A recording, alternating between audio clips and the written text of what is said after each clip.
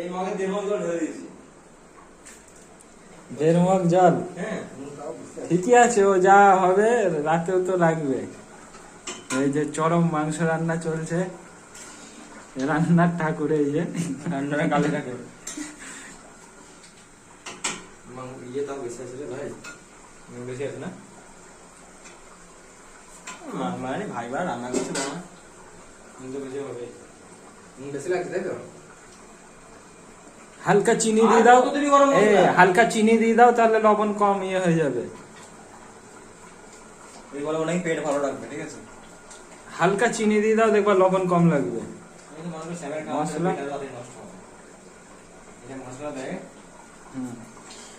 বিভিন্ন ধরনের ভ্যারাইটি মশলা, বড় থেকে মশলা করে সবাই তরকারি বানাই।